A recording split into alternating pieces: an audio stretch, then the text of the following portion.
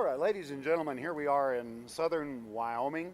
We're in the wonderful city of Laramie, and we're at the University of Wyoming at the Geological Museum. And it gives me great pleasure to introduce you to Mr. Brent Breithaupt. Hi, Arnold. Thanks for inviting us. My Thanks for pleasure. having us. Tell us a little about your museum, will Well, you? thanks for coming here, and I'd love to. Outside of our museum, we have this life-size statue that was done by one of the professors at the University of Wyoming named Sam Knight. This particular dinosaur here is known as a Tyrannosaurus rex. This is a life-size statue, as you see here. Now, a lot of people know this particular dinosaur these days because it was highlighted in the popular film Jurassic Park.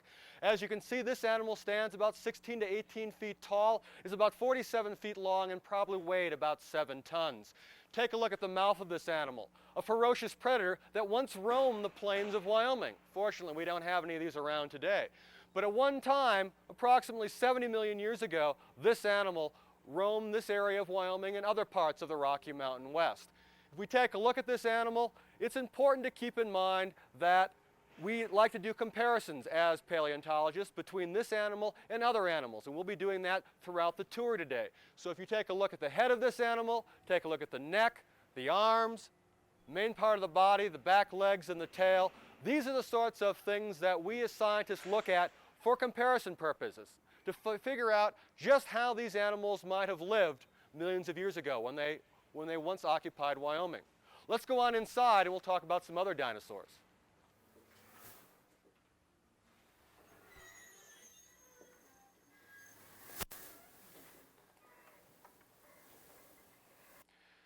Another very unique dinosaur that we have in Wyoming is this one here, known as Brontosaurus. However, that name is somewhat incorrect because this dinosaur was named more than once. The first name that was given to it was Apatosaurus. That was a name that was given in 1877 to this particular kind of dinosaur. A couple of years later, the same scientist that named it Apatosaurus found another discovery and named it Brontosaurus. Well, what scientists do when in fact in the rare cases where fossils are named more than once is they try to use the first name that was given to it. So this dinosaur is actually should be better called an Apatosaurus. Well, unfortunately, this particular dinosaur is very well known by its more common name, or the second name, which is Brontosaurus. So today I might be referring to it as Apatosaurus or as Brontosaurus, and you might hear about this particular dinosaur either as Brontosaurus or Apatosaurus in the news or many books that are being written these days. So just keep in mind that it is in fact the same animal. Now this animal here is quite unique. It stretches the length of the museum about 70, 75 feet long, probably weighed about 20 or 30 tons. Quite an impressive animal that also once roamed Wyoming, in this case about 150 million years ago. If we take a look at this animal here, we're looking at something different than the statue outside. The statue was made from taking a look at different kinds of bones of a Tyrannosaurus rex. Here is, in fact, the actual skeleton of an Apatosaurus. And we start at the head end of this animal. We take a look at its mouth. And scientists try to figure out something about dinosaurs, try to think about something about these animals. Well, in fact, we don't have any 70-foot animals roaming around on land today. We don't have any dinosaurs around today. So, what did they eat? How did they live? Well, let's take a look at the head end of this animal and try to figure that out. We take a look at the teeth. The teeth aren't long, sharp points like they were in the Tyrannosaurus that we saw outside. Remember, we're going to be doing some comparisons between the different animals that we see in the museum today. So these teeth here are very good for eating some sort of plant. These are plant eater's teeth. They wouldn't have been good for ripping and tearing through other animals like the Tyrannosaurus rex's teeth. Now, what kind of plants might this animal have been eating? When we take a look at the next part of this animal, we take a look at its neck. It's got a long, long neck. What animal today that we see has a long neck and reaches up and eats leaves off the tops of trees? In fact, giraffes do that. So the front end of this animal is in fact very, very giraffe-like. So scientists believe that this animal probably spent a lot of time reaching up and eating the leaves off the tops of trees. So now we have a little bit of a story about how this animal might have eaten and what it might have eaten. In fact, we've never seen one of these animals eat anything, but that's how we put together that story. And that's how paleontology works. We have the bones, we have the teeth, But we have to make some guesses and some assumptions as to how these animals might have lived on our Earth millions of years ago. If we also move down this animal to the next part here, and I'm going to get into the display here itself. What's very unique about this dinosaur, as well as a lot of the animals that we take a look at, is that we can recognize specific bones within this animal that are similar to bones in our body. And one of the questions that I get asked quite often is, how do we know how to put these animals together? How do we know where the bones go in the animal's body? Well, if we realize that this animal is put together just like you and just like me, that helps out a lot. So, we can recognize the head. Okay, we know where the head would go on an animal. Okay, what's the next set of bones down? The neck, just like on ours. Well, sure enough, we've talked about those parts of this animal already. Okay, now the next part gets a little bit tricky. We've got these bones here. Which ones would these be on a person? Head, neck, shoulders. Sure enough, these are the shoulder blades. And these are the shoulder blades of the Apatosaurus. And what's attached to the shoulder blades? In people, it would be our arms. In a brontosaurus, it would also be the arms. In fact, front legs are arms. And in all animals that walk on their front legs, they in fact have arms. They just use them for walking. So sure enough, this bone here is very similar to this bone on me.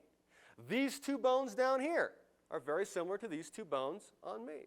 And what's at the end of my arm? 5 fingers. How many fingers does a brontosaurus have? 1, 2, 3, 4, 5.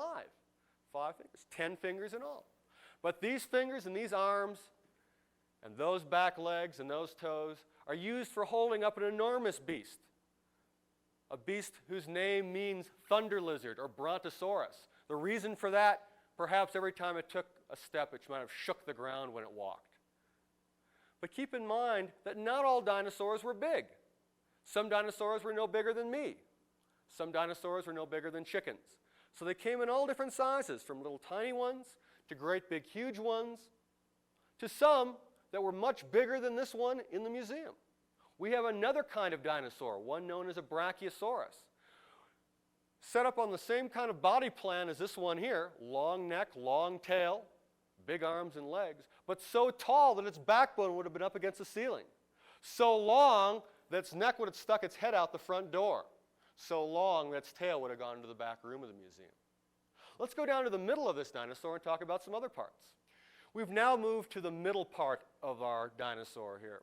And you can see all of the rib bones, just like our ribs. And just like within our chest region, there was an enormous heart, lungs, stomach, guts. All those parts were here at one time. But those parts, as well as the skin and the muscle, have rotted away. We don't find those parts for dinosaurs.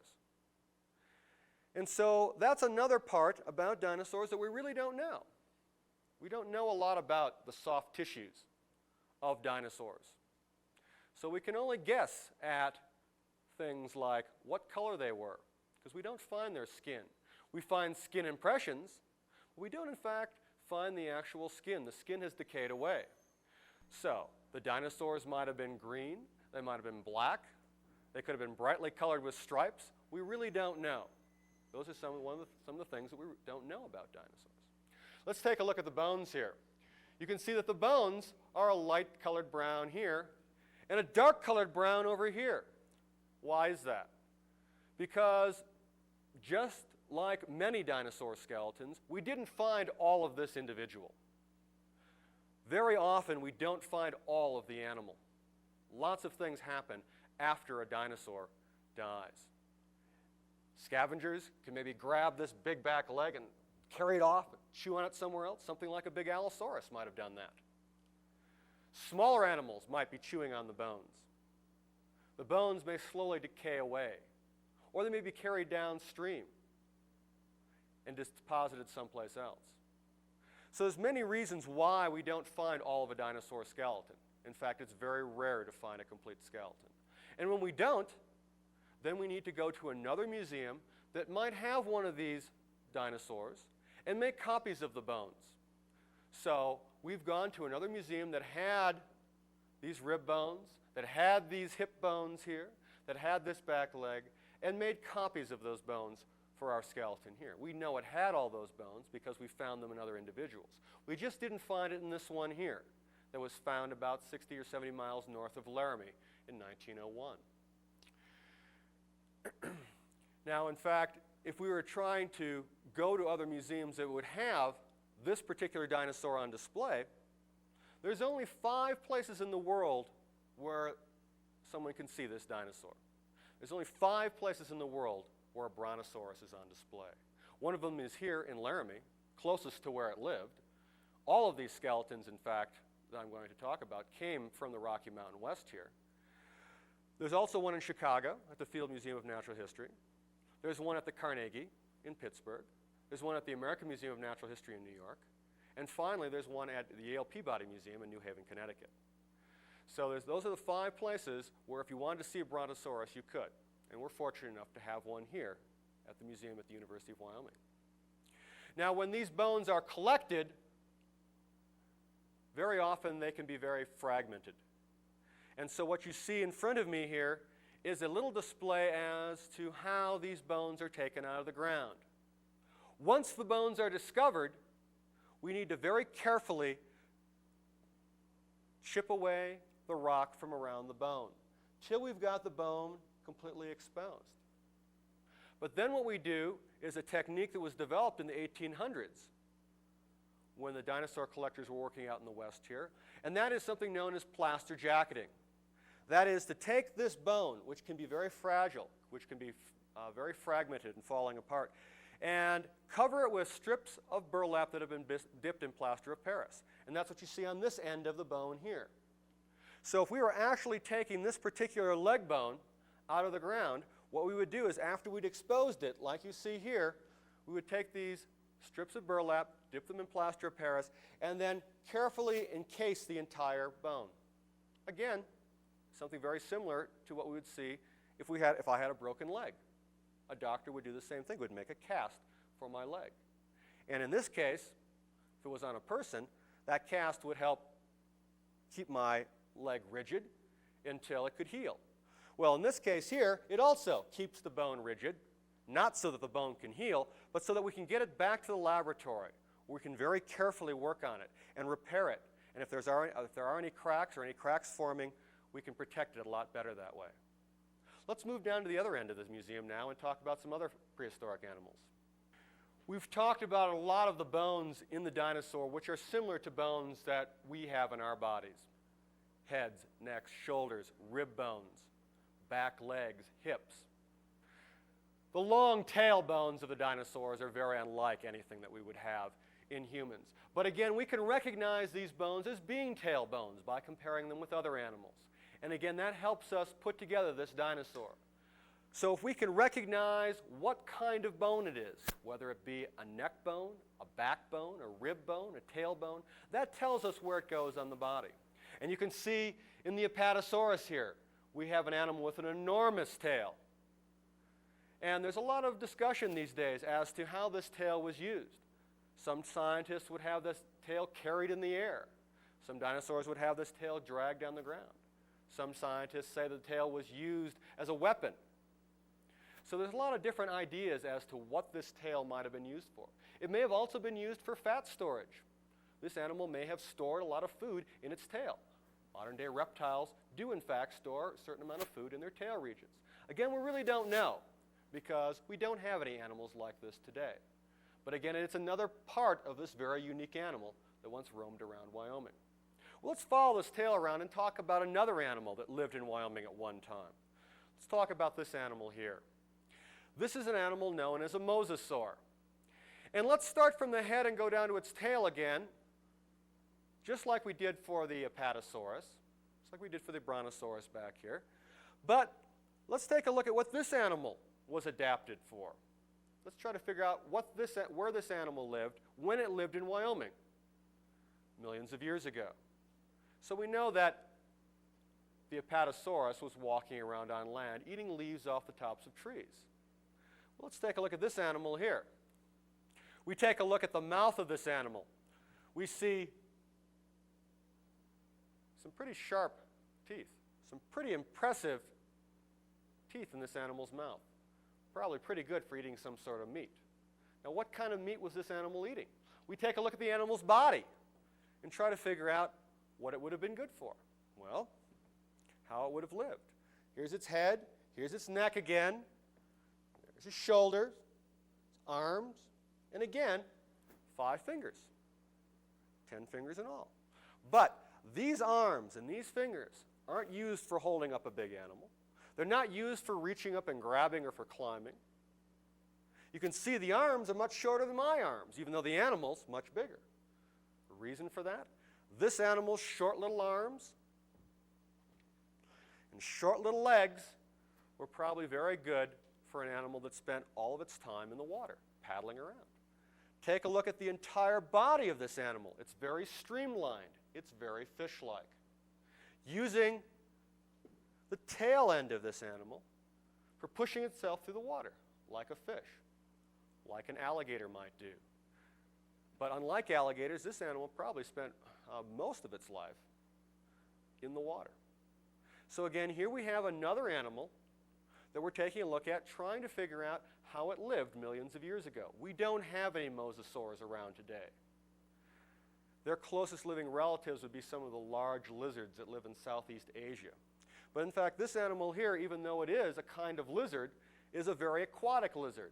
So if we go back to its head, what was it eating? Probably some sort of fish, some sort of aquatic meat that would have been swimming around at that time. So here again, we've taken an animal that all we know about it is from its skeleton, and we've pieced together the story of how this animal might have lived in Wyoming at one time. And sure enough, when we take a look at the rocks that it's found in, the rocks are the kind of rocks that are deposited in marine environments. This animal lived in the oceans. Right now, we're 7,200 feet above sea level. The University of Wyoming Geological Museum is 7,200 feet above sea level. When this animal lived here, this area of the world was below sea level. So there's many times in Wyoming's past where Wyoming was underwater. In fact, if we take a look at the geological record of Wyoming, we see times where the seas came in and the seas went out, and the seas came back in and the seas went back out. So Wyoming's environment has changed a lot through time. From a time when we had dinosaurs roaming on land, to a time when we had mosasaurs and other marine reptiles swimming around in the oceans. So there's a variety of different kinds of animals that we had living in the state at one time. Interestingly enough, another interesting animal that lived at the same time as the mosasaurs would be this animal that's right above me. And if we look up, we will see, in fact, another animal that lived at the same time as the mosasaurs. This animal here is known as a pteranodon. A pteranodon is a kind of pterosaur. Again, it is also not a dinosaur. It is a special kind of flying reptile that lived millions of years ago. And in fact, this particular animal here that we see soaring over my head was found in the same rock unit as we found the mosasaur down below here. So we can imagine a time where Wyoming was underwater, where mosasaurs were swimming around, some of them getting to be twice as big as the one that's behind me. And soaring in the skies above these animals were things like the pterosaurs, soaring around like some of the seabirds that we have today. Before we go upstairs to see the other swimming reptiles that lived in Wyoming when Wyoming was once covered over by an ocean, let's take a look at this display here. What this particular exhibit shows is what a mosasaur skeleton might look like when we first find it. So we've just been talking about a reconstructed skeleton of a mosasaur, the one that we have on display. This is how one would look when we first might find it and dig it out of the ground. Again, you can see that these particular skeletons are not all put together ready to be put on display, that they can be somewhat compressed. The bones can be scattered. But what we've allowed the visitor to do in the museum here is actually get up close and to touch the head, the teeth, the backbone, all the way down to the tail of a mosasaur, an animal that lived here millions of years ago. And one of the things we want people to try to do is try to figure out where these parts here are found on the complete skeleton, which is behind me here. Well, the head and the teeth are easy enough, but also we can see the shoulder blades, we can see part of the hip girdle, we can see all the ribs. So this allows the visitor to do a little bit of comparative anatomy. Comparison of these bones here and compare them with the actual animal we have on display here to get a better understanding for, again, how scientists put these together. And if one can recognize what these bones are in this animal, again, we know where they would go when we're putting together the animal for display. We've just been talking about some unique animals that lived in Wyoming at one time, those that lived in the oceans and flew over the oceans millions of years ago. In fact, there are other animals that also lived in the oceans millions of years ago. And that would be represented by the two displays that we have up here on the wall. These are both remains of things known as plesiosaurs. So we've been talking about mosasaurs. That's one particular group of reptiles that was very well adapted for living in the oceans. Plesiosaurs were another group that were well adapted for living in the oceans. And again, if we look at the head of a plesiosaur that probably would have been about 50 feet long, so also a very impressive carnivore that lived here at one time, very long, sharp teeth. We take a look at a smaller form here of plesiosaur, and plesiosaurs, just like the dinosaurs, came in all different shapes and all different sizes. Plesiosaurs are the kind of swimming reptile that most people recognize because they had a fairly long neck relative to the rest of their body and very paddle-like or flipper-like fins for paddling around. So again, these animals also were very well adapted for living in the oceans, probably even more so than the mosasaurs. If we move down here, we'll in fact take a look at another group of animals that also was well adapted for living in the oceans millions of years ago. At the same time we had plesiosaurs, we had mosasaurs, we had these animals here.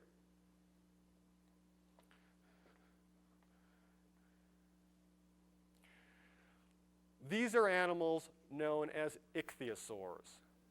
Ichthyosaurs were another kind of swimming reptile. And of the three kinds of swimming reptiles that we've talked about so far, mosasaurs, plesiosaurs, and now ichthyosaurs, you can see that ichthyosaurs were in fact the most highly specialized of the three. You can see that if we take a look at the skeleton of one of these animals, and we'll take a look at the smaller version here, these animals are very streamlined. They are very fish-like. Again, they were carnivorous animals that lived in the oceans, but they were also the most aquatically adapted of any of the animals that we've seen. So in fact, we take a look at their body, we take a look at their tails, we take a look at their heads, we take a look at their paddles. These animals were very, very fish-like.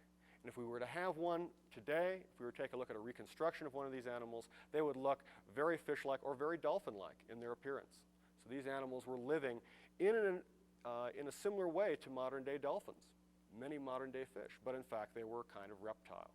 And they, the ichthyosaurs, like the plesiosaurs, like the mosasaurs, all went extinct about 65 million years ago. We don't have any of these animals around either. To my left here, you see the skull of a dinosaur known as a Camarasaurus. It was another dinosaur that lived at the same time as the Apatosaurus, as the brontosaurus that we talked about earlier. It also had a fairly long neck, a fairly long tail, and walked on fours, all fours, using its arms as front legs. This animal here has some pretty impressive teeth, but it is also thought to have been a plant eater. Again, reaching up and eating leaves off the tops of trees. But the story of this head goes a little further than that, because it wasn't that long ago that this kind of skull was thought to have been the skull that belonged on a brontosaurus, on an Apatosaurus. In fact, every museum that had one of these animals on display, that had a brontosaurus on display, had this kind of skull. every picture of a brontosaurus in any book or any magazine had this kind of skull. Any plastic dinosaur that you bought back in the 70s and before had this kind of skull. Why? Why was that? Well, the reason for that was when Othniel Charles Marsh, professor from the Yale Peabody Museum back in the 1800s, was describing the first brontosaurus. He was trying to write and describe dinosaurs much faster than a rival collector known as Edward Drinker Cope. And he was trying to make certain that he always tried to scoop Cope. He tried to make certain that his discoveries came out first. Well, his collecting crews had come across a virtually complete skeleton of what he was calling brontosaurus. It was the largest land animal that was known at that time. Back in the 1800s, it was the largest land animal ever known. As I've said earlier, we now know that there were animals like the brachiosaurs that were bigger. But at that time, this was the biggest. Marsh wanted to describe this animal. He wanted to do a restoration of this animal, but he didn't have a skull. What his collecting crews had found was a virtually complete skeleton of this dinosaur. Didn't have a skull, didn't have a head. It did have one tooth associated with it, one tooth that looked like this. So Marsh said to his collecting crews, find me a skull that has those kind of teeth. And in fact, if you find me a skull with these kind of teeth, I'll then have the correct skull for my skeleton so I can do a restoration. Well, his collecting crews said, okay, we'll go find one. And they did. They found this kind of skull. Well, this wasn't necessarily an incorrect assumption because there was almost a complete skeleton of one animal, so that one tooth that was associated with it could have gone with the rest of the animal, but unfortunately it didn't. As we found out much later, actually it wasn't until the 1970s, almost 100 years later, that in fact what Marsh had done, what his collecting crews had done, is they had found a virtually complete skeleton of an Apatosaurus, of a brontosaurus, but they found one tooth of a Camarasaurus associated with it. So when they found the skull that went with that tooth, they found a Camarasaurus skull. So for a long time, this dinosaur, this well-known dinosaur, Brontosaurus, stood with the skull of a Camarasaurus on it. And one of the first things I did when I came here in the early 1980s was to change the skull to the skull that we have now. Because scientists from the Carnegie Museum had come across part of a skeleton of a Brontosaurus. They had come across the neck region of the Brontosaurus, and they came across a skull associated with that neck region down at Dinosaur National Monument in Utah. And the skull was a lot different from what had been traditionally thought of as the correct skull for this particular dinosaur. They took a look at the field notes, they took a look at Marsh's earlier papers, and they realized what had happened, that he had made this mistake. And so that's why this skull was the kind of skull that I thought went on a Brontosaurus when I was growing up. We now know that it has a dramatically different skull. We've talked about what we traditionally find in the fossil record with regard to dinosaurs. That would be the hard parts, the bones and the teeth. But occasionally we find some other unique fossils that tell us that there were dinosaurs around. And those are dinosaur skin impressions. As I've said earlier, the soft tissues decay away. We don't find those as fossils. But sometimes in a situation where the animal died, the skin left an impression in the surrounding mud or sand prior to decaying away. That sand or mud hardened into either sandstone or mudstone, and we find a natural impression of the dinosaur's skin. What we as scientists are able to do then is to make an accurate copy of what the skin would have been like. And that's what we've done here. We've taken these dinosaur skin impressions that were within the rock, and we've poured in a latex rubber and let it harden so that we can get a very good feeling, literally, of what these dinosaurs felt like. As I said before, we really don't know what color they were. They could have been very bright color too. This is kind of a dull greenish color. But this is very assuredly what many of the dinosaurs felt like. Very beaded kind of scale pattern. And one of the things that we have in this museum that we've tried to do is provide a number of exhibits where people can come in there and feel what perhaps a dinosaur might have felt like, or downstairs, feel what the different bones feel like. So we've tried to give sort of a tactile version of the museum, letting people reach out and touch something to see what these petrified bones feel like, or in this particular case here, what a dinosaur felt like. Next to this particular display here, we have another dinosaur display. And on the wall here, we have the skeleton of a baby dinosaur, probably only about a year old. Had it grown up, it would have been about 30 feet long. It's a dinosaur known as a Maiasaura. It's found up in Montana. It lived in this area of the Rocky Mountain West about 70 million years ago. And this particular kind of dinosaur has been made famous by a paleontologist known as Jack Horner. Jack Horner works up at the Museum of the Rockies and has found not only juveniles, but adults, as well as dinosaur eggs and nests. And down below this particular skeleton here, we have in this case a display on dinosaur eggs and nests. And we're starting to find more and more about juvenile dinosaurs as well as dinosaur nests, how the dinosaurs laid eggs, and a lot about the baby dinosaurs. So we're finding a lot of information in that regard these days. Another kind of duck-billed dinosaur would be one known as a Lambeosaurus. The Maiasaura that we just looked at was in fact also a kind of duck-billed dinosaur. Here's another kind of duck-billed dinosaur, one that lived up in Canada. Lambeosaurus was a very unique kind of duck-billed dinosaur in that it not only had the long, flattened type of snout like many of the duck-bills, but it also had this very specialized crest on top of its head. And what's unique about this crest is, in fact, that it was hollow. This is part of the nose region of this animal. So air would come in here, would travel around inside this crest, and then go down this animal's throat. Now, scientists took a long time trying to figure out what this was used for. It was a very unique adaptation. And again, we don't really have any animals around today that have something like that. And for a while it was thought, well, maybe this animal lived in the water and used it as some sort of snorkeling device or some way to hold air. And then a scientist came up with a very novel idea saying that perhaps it was used as a vocal resonator. That meaning allowing this animal to make some sort of noise by either breathing in or breathing out very quickly. So this area here was actually used as some sort of almost a horn on top of this animal's head. And one particular scientist modeled this and figured out what kind of sounds would have came out. And it would have come out as a low honking sound. So in fact, here again, we're putting together a story about a prehistoric animal. It's no surprise that dinosaurs made some sort of noise. It's difficult to know exactly what that noise would be. But in this case, we can come pretty close to figuring out what kind of noises dinosaurs made. At least these kind of dinosaurs, these kind of duck-billed dinosaurs.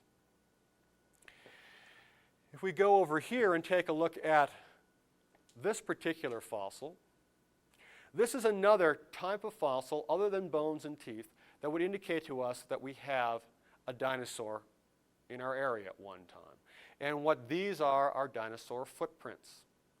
And so what happened here is millions of years ago, a dinosaur was walking across a muddy floodplain, left an impression in the mud, continued on walking, didn't realize that its footprints would be preserved for millions of years.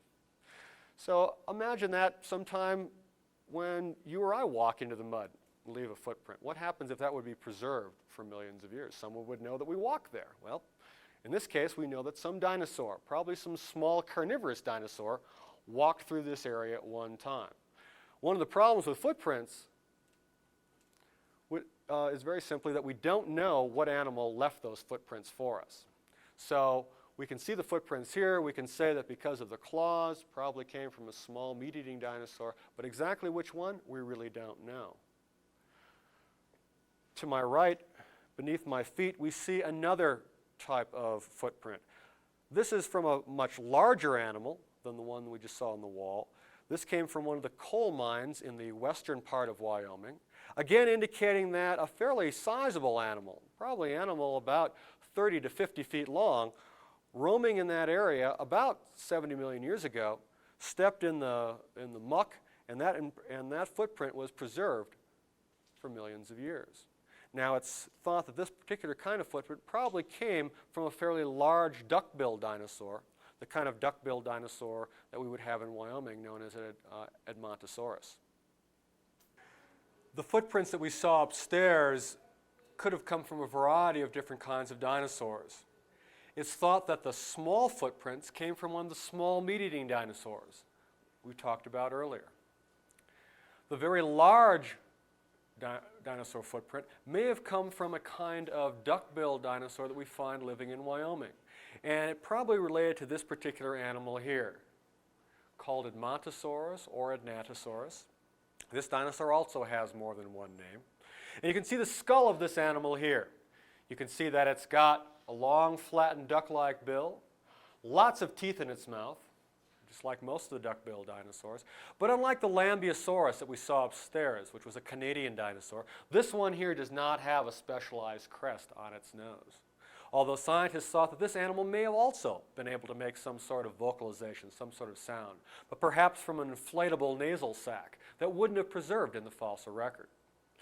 So as you can see, we've got a variety of different kinds of dinosaurs.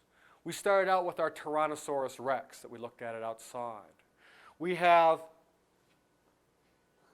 the brontosaurus or the Apatosaurus that we've been talking about in the museum quite a bit. We're talking about the duck-billed dinosaurs. We also have things like stegosaurs and ankylosaurs found in Wyoming. In fact, Wyoming has a very rich fauna of dinosaurs. There's lots and lots of dinosaurs found here, and new discoveries are being made every year. In fact, right now, this summer, there's probably some very important discoveries being made. I'm in contact with a fairly regular basis with various scientists that are working in Wyoming, finding new discoveries. One of the last dinosaurs we're going to talk about today, before we move on to some other animals, would be the horned dinosaurs, like Triceratops here. Let's go down and take a look at a skull of a horned dinosaur. Some of the last groups of dinosaurs that we had were things like the duckbills, which we've just talked about, as well as the horned dinosaurs, like this one here. The name of this particular dinosaur is Anchiceratops. It, like Lambeosaurus, was a Canadian dinosaur. However, we do in fact have a common relative in Wyoming, and it's known as Triceratops. Triceratops and Anchiceratops were similar in many ways. They had two horns over their eyes, one horn on their nose, and a great big neck shield. It probably helped protect it from the meat-eating dinosaurs like Tyrannosaurus rex that we saw outside.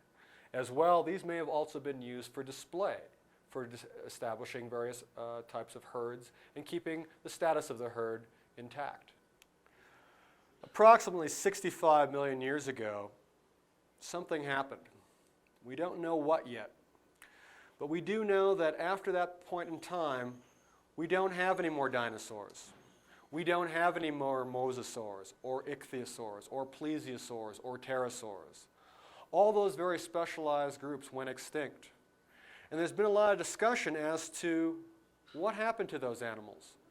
Was it a sudden extinction event, or was it gradual over millions of years? Was there something from outer space that slammed into the Earth that suddenly affected the climate? Or volcanic eruptions that suddenly affected the climate? Or was it a gradual climatic change that happened over millions of years? Again, we still don't know the answer to that. I personally think that it was a gradual climatic change through time that affected not only the animals but the plants. We see dramatic changes at the end of the Mesozoic, the age of reptiles, that are affecting both the animals and the plants. And we see animals gradually going extinct over millions of years. But for whatever reason it might have been, with the extinction of the dinosaurs, we have the diversification of the mammals. And we move from the Mesozoic era, a particular time unit that paleontologists like to talk about, to that what we call the Cenozoic era, which is what we are in now, which is known as the age of mammals.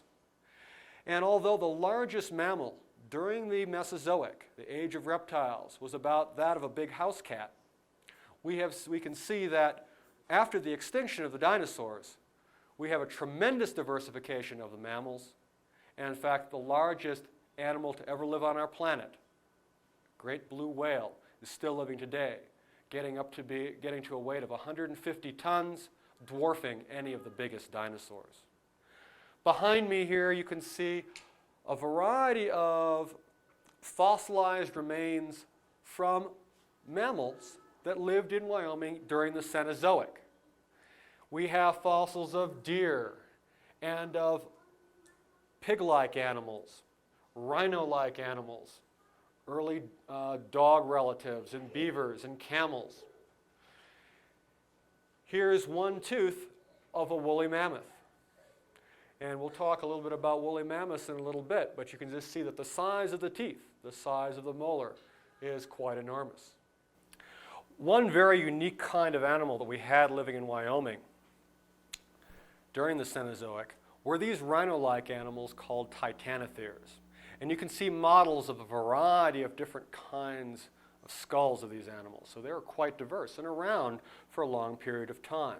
Here you can see what the skull of one of these animals would have looked like. And they had these very specialized nose horns, probably used in a similar fashion to modern-day rhino horns. But as you can see, one difference between these and a rhinoceros is, in fact, these horns here are actually bony outgrowths of the skull. And so we do find these in the fossil record. If we go over here and take a look at the skeleton of a rhinoceros that lived in Wyoming at one time, we can see that we don't find any evidence of a nose horn. And that's because of what the material is that makes up a rhino horn. It's not an actual outgrowth of the skull, but actually the same kind of material as my hair, very tightly packed together.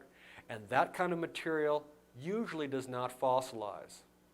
So here we can see another kind of animal that we had in Wyoming at one time during the Cenozoic, rhinos. We don't have any rhinos in Wyoming today, but there are relatives in other parts of the world.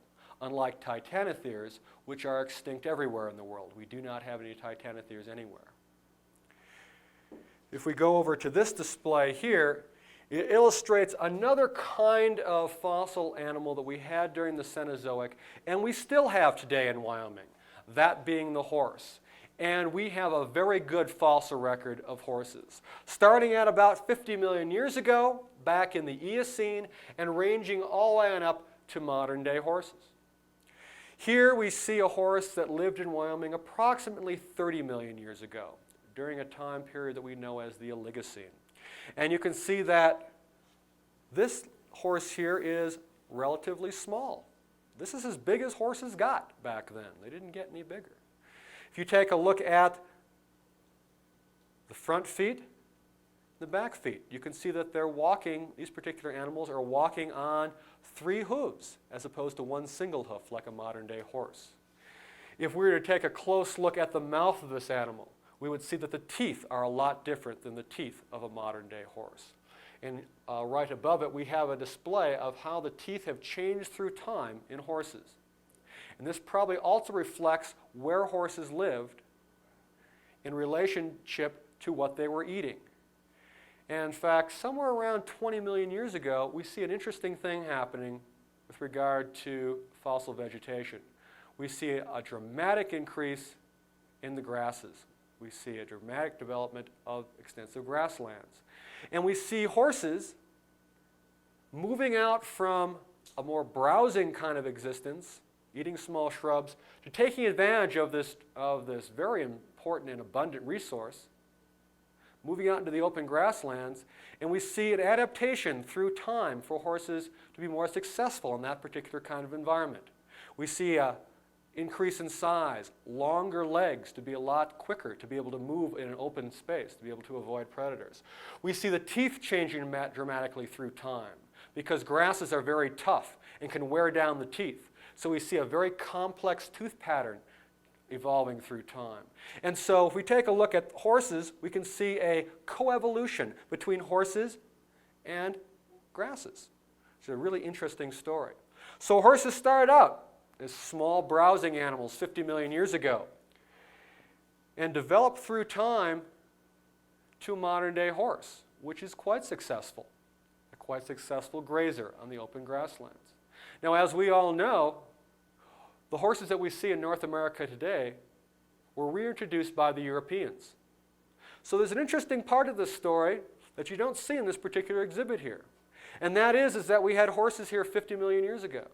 We had horses here 40 million years ago, 30 million years ago, 20 million years ago, 10 million years ago. 10,000 years ago, though, all the horses in North America went extinct. And just like with the dinosaurs, we don't exactly know why the horses went extinct. This is one of the things that scientists are still trying to figure out. Extinction is a very tough issue to deal with. We really don't know why these animals went extinct. But we do know that all horses in North America went extinct about 10,000 years ago and had to be reintroduced into North America from European stocks. So even though the horses that came from Europe probably had ancestors in North America, perhaps horses actually even evolved in North America to begin with and migrated over to the Old World. It was this Old World stock that was used to repopulate the horses that we have in North America today. And if we take a look at the horses in Wyoming, especially those in the wild horse ranges, we can see that Wyoming has always been a good place to be a horse because the wild horse ranges are full of horses. They have more horses in these wild horse ranges than they know what to do with. So Wyoming is a great place for horses today. It was 50 million years ago as well. Let's go talk about some other animals from the Cenozoic. Many of the animals that we had that lived in Wyoming during the Cenozoic lived at a time when it was much warmer, much wetter than we see today. Here we see an example of an animal that lived in Wyoming during the Cenozoic where it was much colder. This is a skeleton of a woolly mammoth, an animal that was found to the west of Laramie outside of the town of Rawlins. And this particular animal here indicates that at one time we probably had these animals, perhaps in herds, traveling through the state. So another kind of animal that we don't have in the state today would be these kinds of ancient elephants. Now we know a lot about woolly mammoths, in particular because up in Alaska and Siberia, complete frozen woolly mammoths have been frozen in the ground, in the permafrost up there. And all the soft parts have been found preserved along with the skeleton. So not only are the bones and the teeth preserved, but also the fur, the skin, the internal organs. We know a lot about woolly mammoths because of the very complete finds that we find to the north.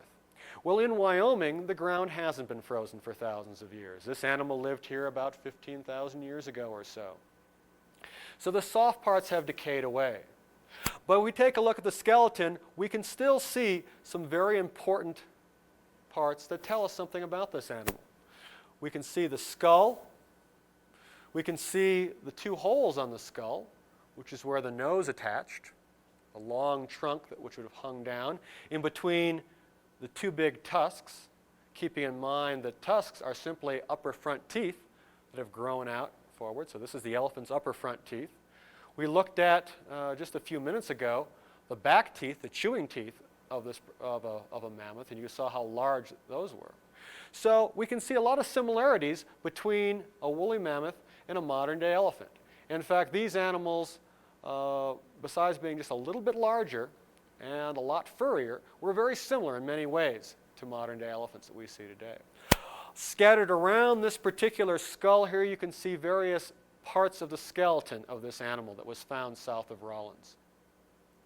And what's interesting about this particular discovery, unlike anything else that we have in the museum, is we know how this particular animal died. There were some spear tips There were some other artifacts associated with this particular specimen, and this particular animal appears to have been killed by early Wyoming Native Americans, and parts of it were used for food and parts of it were used for clothing, just like later Indians might use a buffalo. So if we take a close look at some of these bones, particularly this tibia here, the shin bone, we can see hack marks, chop marks, where the early peoples of the state were working away with their primitive tools to get off large pieces of meat for food. So we know a little bit about how this particular animal died. It's kind of, again, kind of an interesting story.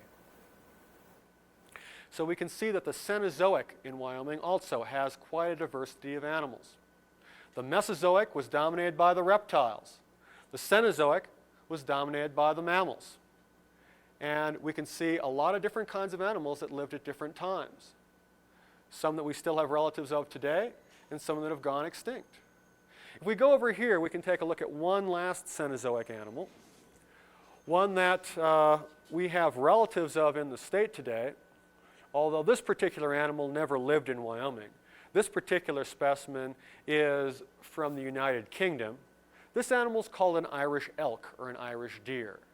And although similar in many ways to modern-day elk or deer, this animal has the largest antlers, has the largest rack of any animal we know. So it has these enormous antlers that weighed quite a bit. Now the animal itself would probably have been about the size of a Wyoming moose. So it must have had a very, very strong neck musculature just to be able to lift up its head. So these are very, very interesting animals, and ones that a lot of studies are being done on today. In particular, if we take a look at the place where the antlers attach to the skull, this area here, we can see this area here indicates, this area known as the burr, indicates that these antlers were shed from time to time.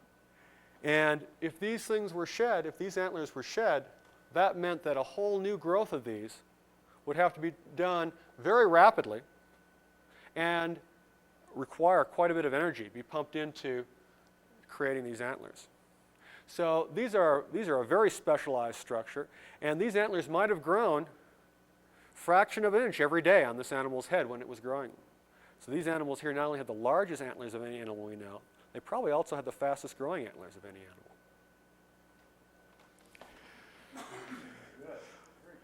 Well, besides the different kinds of fossil animals that we have in the state, the Geological Museum also has an array of different kinds of rocks and minerals. Let's go over and take a look at just one of these displays.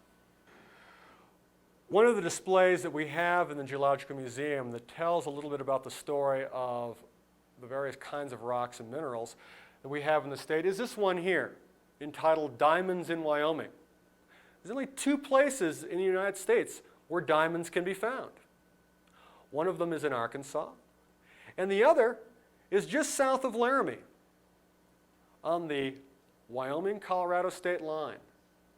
There's only two places where diamonds have been found in the United States. And here we have a little display that tells a story of where these diamonds were found, what kind of diamonds are found down there, and why we have diamonds there to begin with. And we see here a little depiction of what ancient Wyoming would have looked like at a time where we had various kinds of volcanic activity. So diamonds come from that part of volcanic activity that would be deep within the ground. So imagine that part of a volcano that would be the vent coming up deep from within the ground.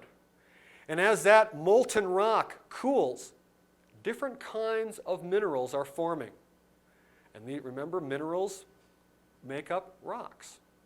So we have different kinds of minerals in different kinds of rocks. And in this case, we have, because of the composition of this particular kind of molten rock, we have diamonds forming. And they're very, very small. We can see a couple of them up here. They're very, very small. They're very, very low grade. We haven't found any diamonds at this point in time that are economical to mine, but it is a definite geological interest. So this is yet another display that we have in the museum. And this one deals not with the ancient animals, but actually with an ancient environment hundreds of millions of years ago which was the kind of environment that was just right for diamonds to form. Now, if you look through the museum, you'll in fact see a variety of different kinds of rock and mineral displays that we haven't talked about today. In fact, because of the time, we haven't spent time talking about each and every display that we have in the museum, but we have many displays here. We have displays on Wyoming State gemstone, jade.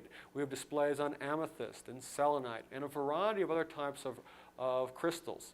So we encourage people to come to the museum and hunt around and see a variety of different kinds of displays. Brent, thank you very much for inviting us into the museum. We've enjoyed it immensely. I know our audience has. And if someone wishes to come and visit, how would they find the museum geographically? And is it open to the public? Well, it's been my pleasure to have you here today. And the Geological Museum is located in Laramie, Wyoming. And the museum is in the northwestern corner of campus. We don't front any streets, but usually what I tell people to do is to get to the northwestern corner of the University of Wyoming campus. That would be on the intersection of 9th and Lewis Street. Walk onto campus just a short distance and ask the first person you see, where's the Dinosaur Museum? Or where are the dinosaurs? We are open to the public. We're open Monday through Friday from 8 to 5 year-round. We're closed on the holidays, and we are trying to extend our hours to include the weekends. So we encourage people to call. If you'd like to call and check on our hours or some of our special programs that we have here, the number is area code 307-766-4218. Thank you very much.